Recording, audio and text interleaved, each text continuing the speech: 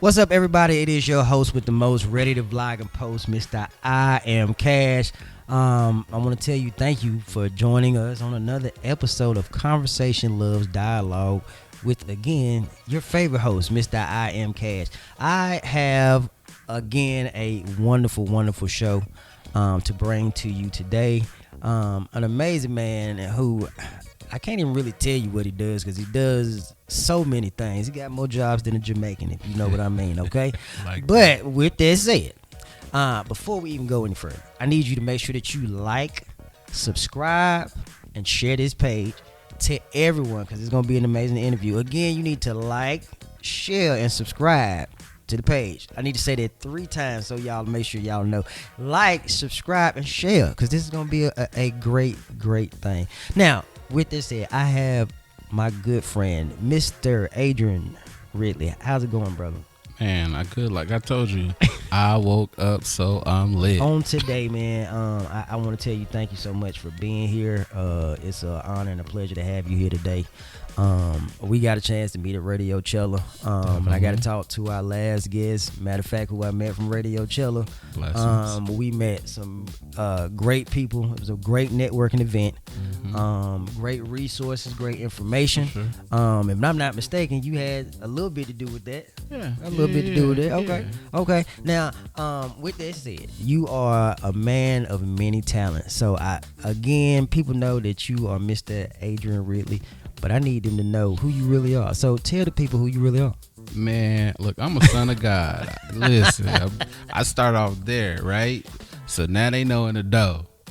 That's where I stand. But on the business end, I'm a consultant by trade.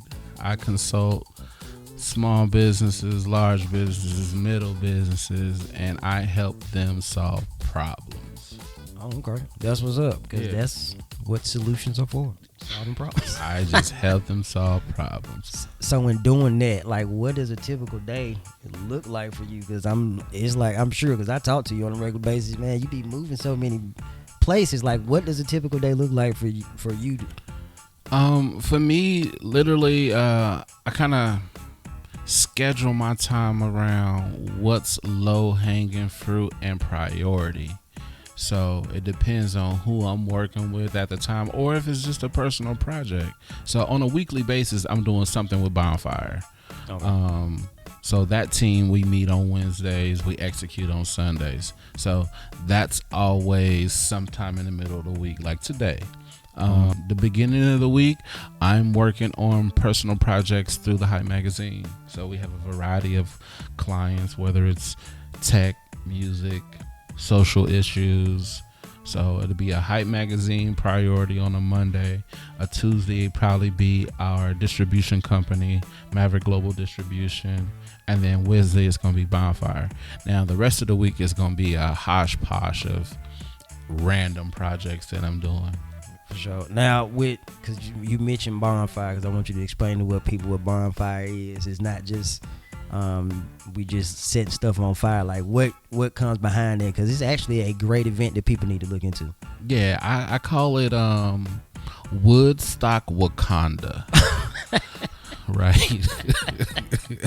Every week, it's a safe space for the culture and the nightlife to be. We call it our Sunday service. It starts at 10 p.m.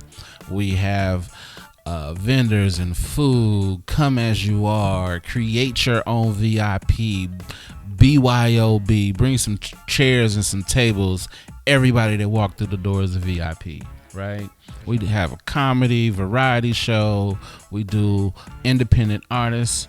And then we do an after party where we feature DJs and they get to it. That's what's up. And anybody that has not been to Bonfire ATL, it's an amazing experience, amazing event. Make sure you go check it out. Now that's a great networking event for you to be at and hear great music. So make sure you look into Bonfire ATL. Now, and looking into Bonfire ATL and some of the other projects that you got, what really made you get into this? Like, hey, this is my lane. I know I'm going to be successful in doing what I'm doing right now. I'm a master networker, and I've been able to network and build relationships with the people. I'm not a transactional person. I'm not coming with my hand out. Even though I offer dope services, I'm the guy that's probably gonna pick up the broom at the event, and when we finish cleaning, you like, who the hell? What's your name again? And then we start working, because I'm gonna always be in a situation to make money. I got into the game throwing parties, bro. Like, I started throwing parties, and then I'm throwing so big parties in Champaign-Urbana that a scout from a staffing agency came up and was like, yo, how you getting all these people here? I was like, first and foremost, we got a team. But secondly, it's about relationships. And he was like, can you do this with my budget? And I was like, yeah. Easy, right? So then I switched from throwing parties to running a staffing agency and getting people legitimate jobs on a daily basis. Wow. Yeah. and by default, it turned me into a salesperson. You know, it was like, I'm selling people. I used to tell people that all the time. Yeah, I sell people. No, they skill set. Yeah, they skill set is what I sell. Okay, you know somebody about to turn. I know. Hey. So, like I said, was that like your mission to begin with, just to be a party promoter, or and it just turned into something else, or was it a separate lane that you were going into? Like, I'm doing this right now to move to this particular situation. Man, Dame Dash is who I looked up to. I said, you know what? This brother right here, he does it all. I mean, he's a leader of men. He's a creator of businesses. And he gonna stand 10 toes on what he believe in. That's for sure. So I was like, I'm gonna get into this game and I'm gonna shape myself after what he has laid foundation to. Yeah. And that's what I've been doing. Obviously, I'm doing it my way, but I thank God we got like internet and podcasts, and he has a network, because I just tap in and I get jewels every day. That brother is dope, and I've been able to take this and that and this and that and create myself. I'm a brand. My relationship building is a brand. And I treat it like that. I think Dame Dash is one of the most significant people that does not get enough credit. True. I think we look at it because we see Jay-Z, but I don't think people understand how Jay-Z got there. It wasn't by himself. No. Dame Dash has done some amazing things. It's not just Jay-Z. You got the Kanyes, the Cams, it's everybody. You know what I'm saying? So like, he's to me, one of the most underrated. People look at him like he's crazy because, you know, he's, like you said, he's standing 10 toes down on what he's talking about, but I ain't seen him lie about nothing. Nah, not at all. I ain't seen him lie about nothing. Nah, people just don't like the truth, right? And you know, his delivery is direct. It's direct and to the point. But then when you go back and watch when he delivered the message, he didn't lie. You know, you just sensitive and you couldn't handle it. So people need to really dissect him. I think our kids need to dissect him. Him, Kanye, and Pharrell are three that I kind of like. I like to look up to just because their business sense. Mm-hmm. And I forgot his other what his name was from. Is it Pretty Ricky he sang with? Anyway, Pretty Rick. I can't think of it. I'm sure it'll come to me later. Spectacular. Oh yeah, his building of network and community is dope. Spectacular. Matter of fact, I really started taking a liking to him on Social Proof Podcast. Anybody that like my Social Proof Podcast is out there, man. I was just mesmerized by the things he was saying and doing. And then on top of that, as Master P is one of his mentors, and I think he was another guy who was he was the guy that makes the machines for the airport. So like when we check in early, that guy, he sold his product and he's like $1 billion and something up. So like he had like some great people to look after. So like but what you're saying makes a whole lot of sense. And it's the people that everybody puts down that's really doing the things behind the scenes that people don't know about. Of course. And I never get it. But like you said, I guess it's a truth thing. Moving on. Yeah, for sure. What's been the most, significant thing that you've done thus far in doing what you're doing? Like, what has stood out to you? What people, what network, what things really significantly stand out that people kind of that you hang your hat on? Man, solidifying my spiritual foundation, because that allowed me not to choke niggas. I'm gonna keep it a bug. Like, this industry will make you want to put hands on people, right? And spiritually, I'm like, all right, you got it, B. Like, I'm gonna just go left. So that foundation is what I hang my hat on. And I can't quote scripture, but my circle be like, Pastor A, it's because of the light that I shine when I'm out. Yeah. I don't judge nobody. I don't do the things they do. I don't care. Jesus hung out with who he hung out with, right? Yeah. Okay, so I look at it like that. I won't say they was known as misfits. So you know what I'm saying? He outside. That was the true definition of being outside, right? So who am I to judge? But I'm just gonna give them me authentically. Period. I take that into my business sense. How I deal with people, how I treat them with respect blindly. And I've seen myself grow based off of those core foundations. That's for sure. Now, as far as like what motivates you, because like we were talking about earlier, we done all been through the COVID and all that good stuff. So you've seen the ups and downs. And sometimes we hit brick walls and we can't go nowhere. Like, out of doing that, what's been some of the things or the challenges that you had to kind of overcome to really just be like, hey, I don't want to do this no more, but you push through? I've been blessed enough to, be the person in the family that people come to for money, right? All right, right. Now it's early on, right? And then I hated it because I'm like, man, they don't show me no love. They call me when it's an emergency. Didn't you know that emergency was gonna happen like 30 days ago? And I was mad at God, like, yo, this shit is wild, yo. I don't want this type of responsibility. And then when he took it away, I was humbled, like, shit, ain't nobody calling. And then it's like this depression hit, and then I'm like, I started talking to him like more like, yo, I think I need that space back. I want to be the person that they rely on. That's what I'm built to do. So that is the thing, that whole transition from having it, not having it, wanting it back, and now getting it back and being that dude.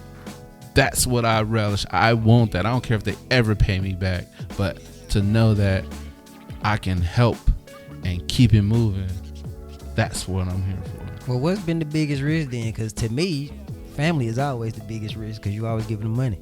So it don't sound like that's been your issue, but what's been your biggest risk that you like, I got to jump out here and take this risk, whether it's for my family or for myself? Biggest risk, man, honestly, is like getting sleep and taking care of myself. I don't look at the business part as the risk, because as an entrepreneur, I'm always broke because I take the money and I put it back in. So that ain't, I'm broke in a way where I don't go spend stuff lavishly on me because I'm always thinking about somebody got an emergency coming, right? But as that entrepreneur, I just understand that I'm going to have to put it back and I'm going to have to go regardless. So the risk really is the health. Taking care of my health, not getting the proper sleep. Those are the risks that I've been taking, because Christmas of 2022, I had a stroke in my sleep. Oh, crap. Yeah, but he woke me up. So all of 23 was probably the most trying time of my life. The hardest time. Like, I want to be sad and depressed, and he like, nah, get up, go outside, be active, go do you, because I told you to. Cool. So 23 was crazy for me. Coming up to Christmas, I was like, I never was scared to go to sleep that whole year, but Christmas made me nervous. And then once I got through Christmas, 24 has been lit. Yeah. And that risk was, boy, you better take care of yourself, or I'm gonna show you something. So that's what I've been doing. That's the biggest risk of making sure that I'm taking care of myself.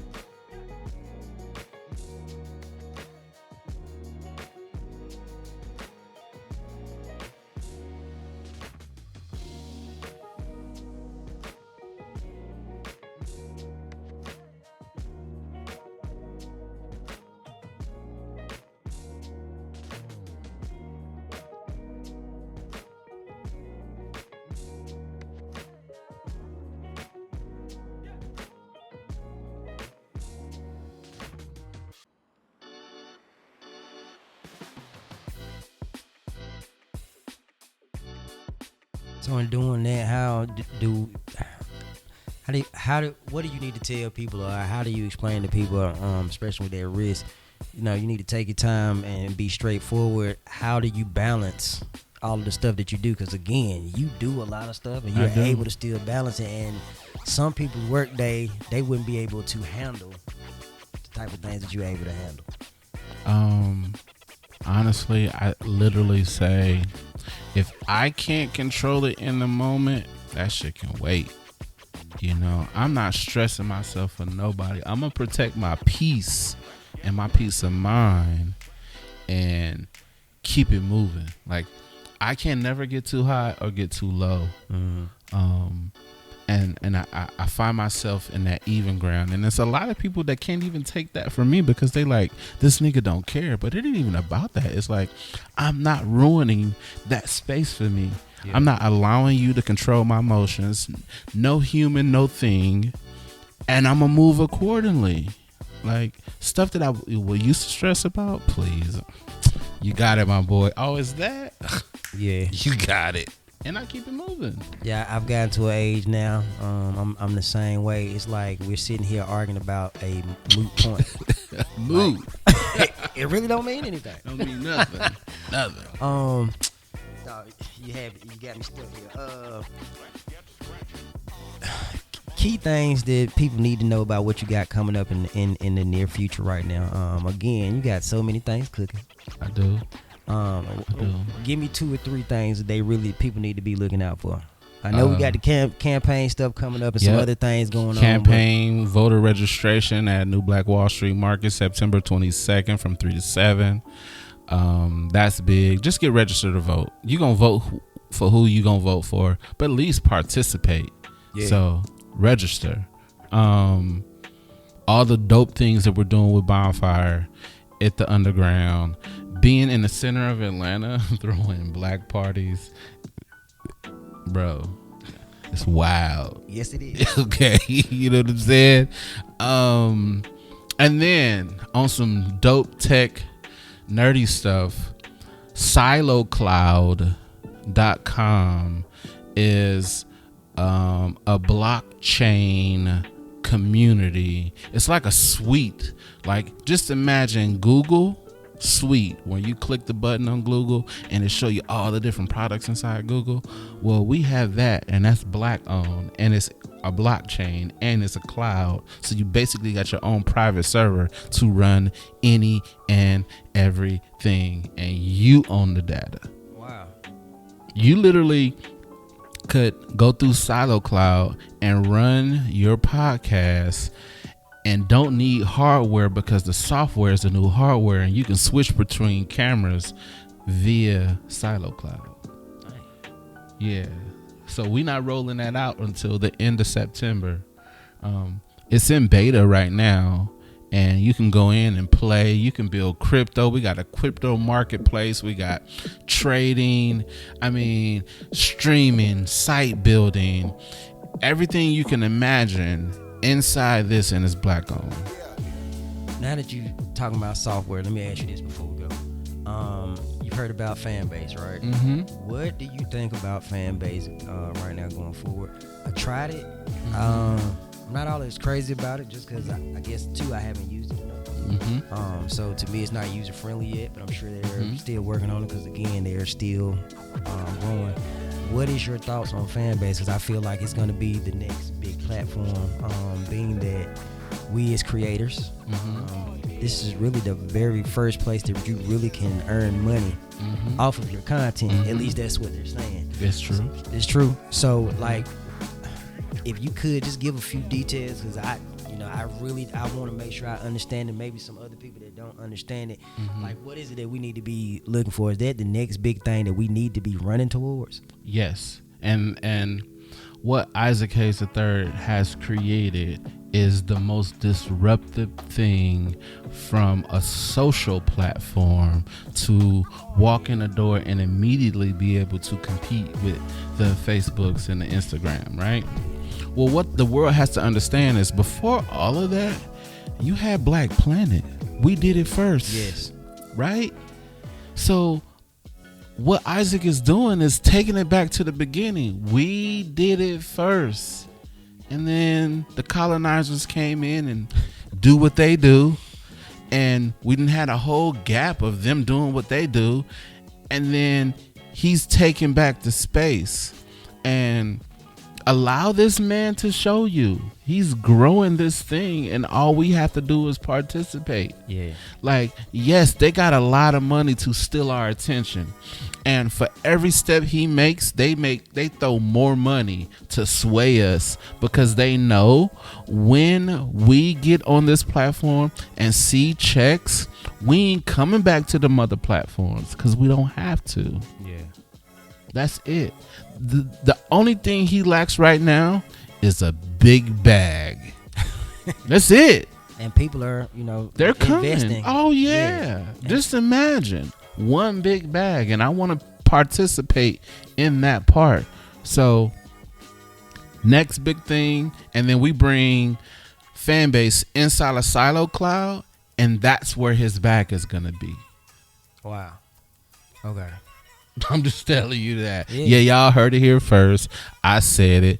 Silo Cloud, fan base, watch this marriage, and it's over. And I think too, I forgot what platform it was. A whole lot of people was leaving, and they were emailing him and talking junk to him on, I forgot what's the name of it. It's basically kind of like his platform, but nonetheless, like, these are CEOs and upset because now they're losing people, they're losing members. Oh yeah, they're left losing and right, subscribers. Yeah, quickly. Yeah, of by course, the millions. Of course they are, and it's going to continue, and they ain't gonna be able to stop it. Well, okay, this is a very interesting. I'm all excited about fan base right now. Yeah. Hopefully all that stuff will be together. Man, I don't have any more questions because you just blew my mind with all this great stuff. Before we go, you know what I'm saying? You done told all the different things. I do want to touch base on, right before we go, H.E.M.P magazine and Maverick. Okay. Tell the people a little bit about that. So the executive is at Maverick. We were looking at the landscape of how independent artists are being treated by the other platforms that distribute music, right? They're so big, all they are is a tech company. Well, that's what the business model is now. It's a tech company. So the tech company onboards you, take your music, and send it to the stores, right? Well, shit, anybody could do that. So he's like, all right, we'll be able to facilitate that. Let's send music to the stores. But now it's like, where's the artist development piece? Who holds their hand and shows them what's the next step? Yeah, your analytics are coming in. Do you even know how to read it? So in formulating Maverick Global Distribution, we decided to be able to be the digital distribution, but also the relationship builder. Yeah. As you grow in this music thing, obviously you're gonna have to invest in yourself. But then when you get a track that's bubbling, what do? Who do you talk to? They not calling you. That's right. Right? So now you can call us. Because we're going to walk you through, oh, okay, analytics say this. It says do this. And based off our relationships with the major labels, we take that and then give it to the independent. So coming from a magazine, there's never been a magazine that was also owned a distribution company. Yes. So we're media. We have a network of 250 blogs that we work with. And then we have the distribution, and we're able to disseminate that music to everybody. That's what's up. And people that don't know, you got to spend money to make money. Yeah, everywhere. And to get your music, especially on the radio, you need these platforms very much so. It's important. And to be honest with y'all, I hear people complaining about certain money, $1,500, but we waste $1,500 on a lot of stuff. A lot. Easily. Yeah. And if you really serious about the game, and I hope you have the talent, because I see a lot of people here in Atlanta, they think they have the talent. Yeah, it's a lot to it. It's a lot more to it.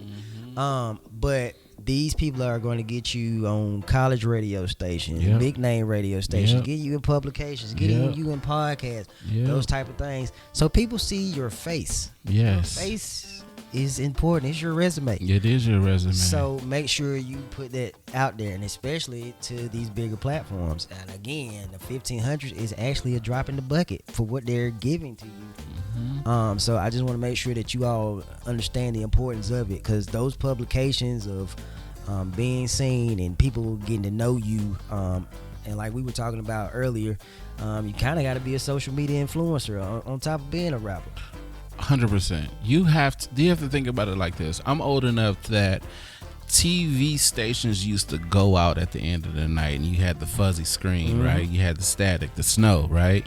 Well, you have to approach your social media network just like programming a TV station, because that stuff don't happen no more. Networks don't go off. They got programming that just keep going, right? Your social media has to be that. It has to keep going. You have to program it as such. Breakfast, lunch, dinner is the standard. You need a snack.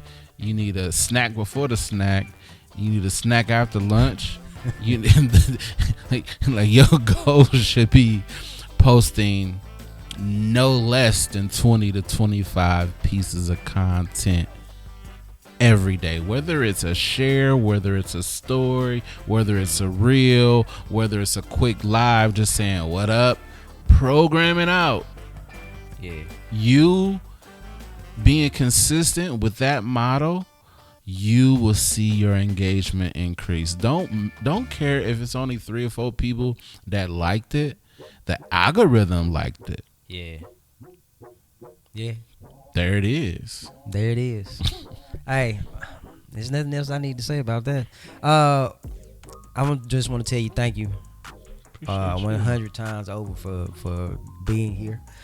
Me and you had some great conversations in between. I've met some great people off of our meetings. So I'm eternally grateful to you. No doubt. And it's been, I guess, a great brotherhood thus far, and I'm right already to the future. Already. Before we go though, I just want to make sure people, how do they need to find you on? I don't know what one of your many communication ways for people to check you. I don't know, Instagram or whatever. Just what do they need to do in order to get in contact with you? It's one thing I learned from this young social media influencer. He was basically saying, use your name as your handle so people can really find you. So if you want to find me, it's just Adrian Ridley _ ADRIAN. My last name is RIDLEY _ And there That's it is. There it is. Again, man, I thank you. I'm excited about what the future holds. For you, for me, for us. For us, yes. Because we have been talking about future, and I want to make sure we continue doing that. Same thing with everybody out here. Make sure you keep thinking about future. We have a whole lot of stuff that's still going down, like straight you said, up with our new elections. Yes. New people being put in place in these offices and that type of thing. So let's take that very, very seriously. And just whatever you're gonna do in life. I appreciate you, because one thing that I love the most about when I see you, it don't feel like work. Nah, it ain't work. It don't never It feel ain't like work. work. You know what It I'm saying? ain't work. And I don't think people understand. Like, I still have a 9 to 5 along with doing this, but like in this moment here, like I feel the most comfortable. Like tomorrow I'm gonna have to go to work. I don't really want to go to work, but I'm gonna think about it. But this right here, it's like it's not a thought. Yeah. So whatever that is, what your goal is, make sure you're thinking about future. Cause I'm thinking about future right now. I told you we got several different podcasts trying to figure out how we can get sponsorship and all those different. We gonna things work right on now. that. We gonna work on that. But you know, it's been an amazing thing. So with that said, I am about to go ahead and log off here. And again, I'm gonna thank everybody to come on here a million times. Man, I appreciate you. Yeah, no doubt. And I'm gonna say this last thing: show up for your people. We met. I asked him to pull up at another space. He pulled up. Yeah. We was locked in. Show up. That's it. Just show up. Just show up. And it's been love ever since. Amazing show. I tell you guys, thank you. Before we go, make sure you like, subscribe to the page. Make sure you support our brother Adrian Ridley. We had Cash Too Lit on the last episode. Make sure you support Cash Too Lit. Hey, make sure you support Mr. I.M. Cash and H.E.M.P Entertainment. We got a whole lot more coming up. Some big things in the works. Some things I see in my as a vision. It's not even here yet, but I see it coming. So again, thank you guys so much for joining us on this episode of Conversation Loves Dialogue. I am Mr. I Am Cash, and we'll catch you on the next episode. Take it easy. Peace.